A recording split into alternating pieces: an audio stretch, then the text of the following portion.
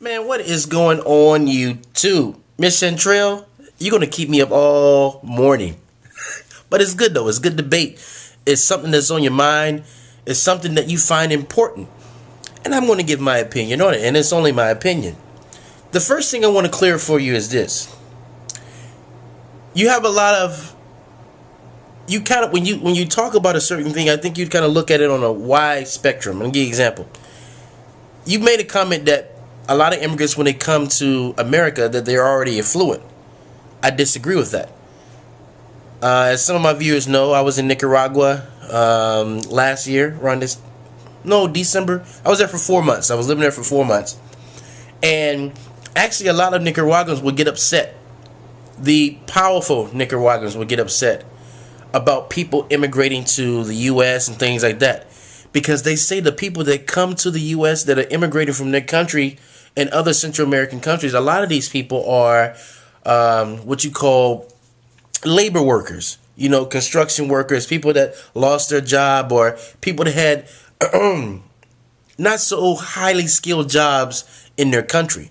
But the lawyers and the doctors and the chief of police and all these other people with prestigious jobs, they remain in their country. They may come to the U.S. to get educated with their education, but a lot of them go back. So everybody that comes to America isn't affluent. Most of these, you know what? I haven't met most of them, so I won't say most. But I would say a lot of these people that come are people that just actually coming to make some more money because they weren't able to do it. Now, you talked about that you are, maybe you're the creator of the group or the member. I'm sorry, I didn't get that part. And you said it's about some people have lack of resources in order to get things done. How can I put this? Let's do it. Let's do a overall look at something real quick. I can't think of his, Robert Branson. I think of his name. Richard Branson could be. Correct me if I'm wrong on this. The owner of Virgin Records. Let's see. Let's see how intelligent supposedly he was according to education wise and having the resources and things like this. Okay, he was dyslexic, ADD. All right, he dropped out of high school when he was 15 years old. All right. He's the owner of Virgin Records. He's Virgin Mobile. And he has an airline. Very successful man. Probably didn't have that many resources. He just left school. He spent his time daydreaming, maybe about the dreams that he's actually has accomplished now. Let me see another one. Pick another one out. Okay. In The Millionaire Next Door, they talked about a millionaire who was actually a junkyard dealer. People would come buy parts, old parts, whatever. He was a junkyard dealer, multi-millionaire, $10 million or more net worth. I don't think you have to go to school or have a lot of resources in order to do something like this. You see, I think sometimes in life we make excuses. We think we need that. We think we need this. And I understand that you're an African-American major.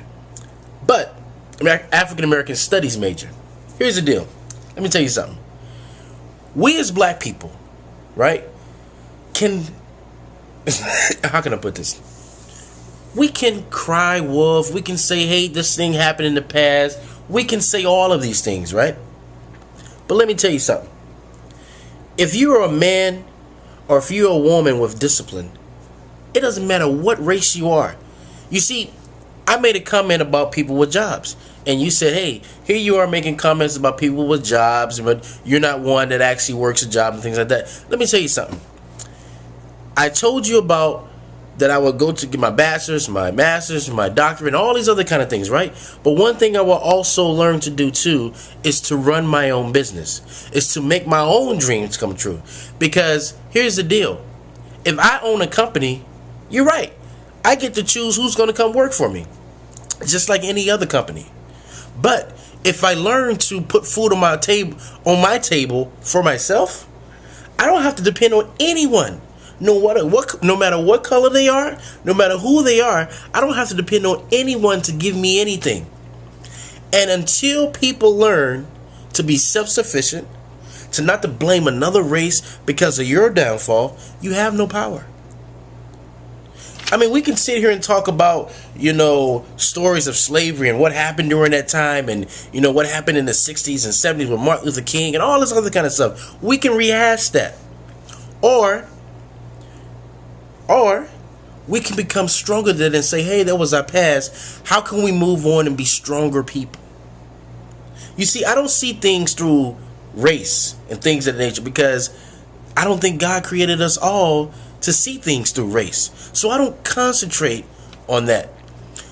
There was a quote that was given, and Dave Ramsey always says this quote, but I forget the guy who actually made the quote. But anyways, it goes like this: you will be the same as you are right today, 5 years from now, except for two things. You know what those two things are?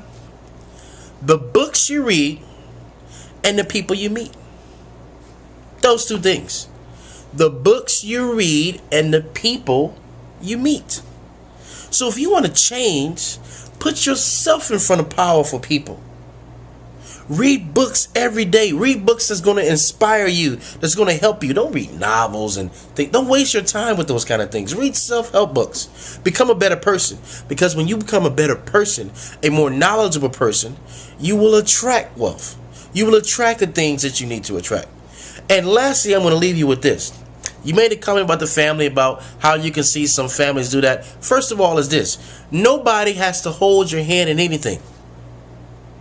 If you want to learn how to learn a program or learn how to do things, put the computer in front of you and figure it out. If you want to ask anybody for help, ask the Creator for help. Don't ask other people. For what?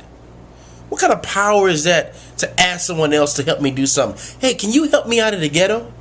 Hey, can you help me see things better? Look, I came from poverty among poverty. I remember riding on the bus, not looking to my left, because my grandparents were standing in the line waiting for cheese, and I was hoping that none of my friends would look to see my grandmother standing in that line. I remember making eggs out of a package, not in a carton. Yes, so I know poverty. But one thing I told myself, I had a great imagination as a kid. I know I can do something a little different. I know I can go out and be the things that I wanted to be. I know it.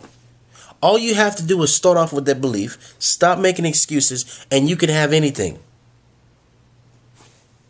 That's the way I look at it. Forgive me for looking that I can have anything I want, no matter who's standing in my way. I don't have to worry about a Caucasian male giving me an opportunity. I can do it myself. That's why I don't pay attention to race.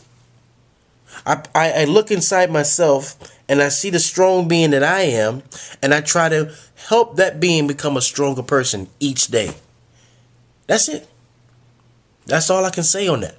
So I'm sure you're going to have a comment back. And that's good. Let's start the healthy dialogue. Let's get these thoughts out. Let's see what other people think. Maybe we can learn something.